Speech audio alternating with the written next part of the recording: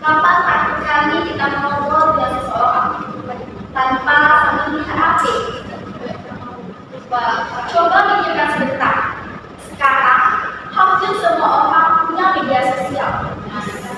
Kita bisa ngobrol dengan teman jauh, lihat kabar keluarga, bahkan kenal orang baru tanpa harus bertemu secara langsung. Sekilas, ini terlihat seperti hal yang sangat membantu.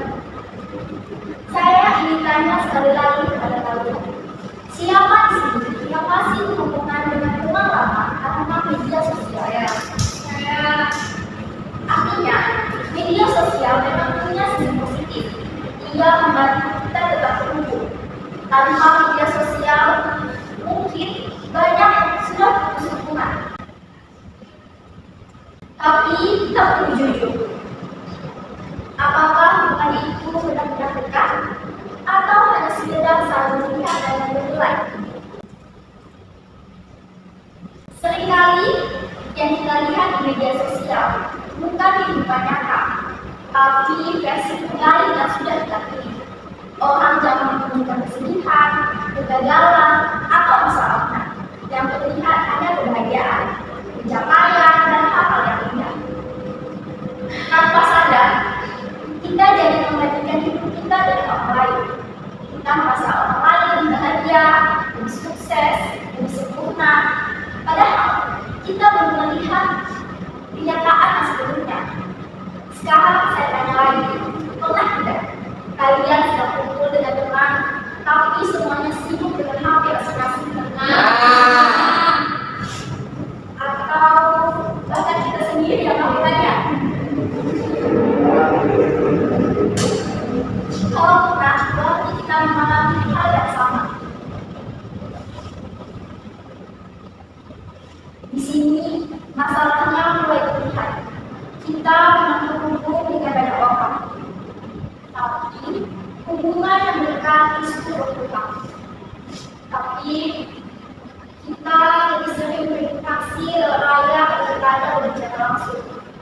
Bahkan ada hal lain yang sering terjadi. Kita lebih mudah mengirim pesan daripada berbicara langsung. Lebih mudah memberikan komentar daripada benar-benar mendengarkan. Lebih cepat bereaksi, tapi tidak selalu benar-benar memahami.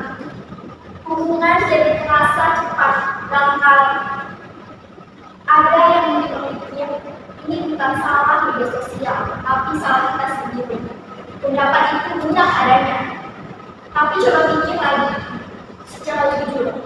Kalau sesuatu membuat kita mudah jadi, sering tidak fokus, lebih mudah distraksi, dan lebih sibuk dengan dunia digital daripada orang di depan kita. Apakah itu benar-benar berpengaruh? Atau justru karena kita sadari media sosial telah mengubah cara kita berinteraksi? Teman-teman, masalahnya bukan hanya pada alatnya, tapi juga pada kebiasaan kita yang terbentuk karena alat itu. Media sosial membuat kita terbiasa dengan hal yang instan, balasan cepat, hiburan cepat, perhatian cepat. Akibatnya, kita jadi kurang sabar dalam hubungan yang nyata, yang sebenarnya butuh waktu, butuh perhatian, dan butuh kesungguhan. Sekarang, coba kita renungkan lebih dalam. Hubungan yang kuat itu dibangun dari apa? Dari kehadiran, dari mendengarkan, dari memahami, bukan sekedar respon. Hal itu sulit terjadi kalau perhatian kita terus berbalik. Namun, saya tidak mengatakan bahwa media sosial itu sepenuhnya buruk. Media sosial bisa memperkuat hubungan kalau kita menggunakannya untuk hal yang tepat. Misalnya, menanyakan kabar teman dengan tulus, menjaga komunikasi dengan keluarga yang jauh di sana, mendukung orang lain, bukan sekedar melihat tanpa beri. Jadi masalahnya bukan media sosial atau tidak, tapi bagaimana kita menggunakannya. Sekarang saya ajak kalian merenung sekali lagi.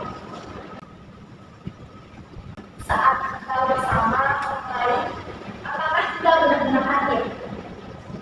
Atau tubuh kita di sini, tapi pikiran kita ada di dunia maya? Dan mungkin pertanyaan yang lebih jujur lagi, apakah kita merasa lebih nyaman berinteraksi lewat layar daripada secara langsung? Kalau jawabannya iya, itu tanda bahwa ada yang perlu kita perbaiki. Teman-teman, kita tidak harus berhenti menggunakan media sosial. Itu tidak realistis di zaman sekarang. Tapi kita bisa mulai dari hal yang kecil. Saat ngobrol dengan seseorang, simpan HP atau dalam bicara kita. Dengarkan dengan sungguh-sungguh, nikmati momen tanpa harus selalu membagikannya. Karena tidak semua hal harus dipublikasikan untuk menjadi benar. Kadang momen yang paling berharga justru adalah yang tidak dibilang. Akhirnya, saya ingin menutup dengan satu pertanyaan untuk kita semua.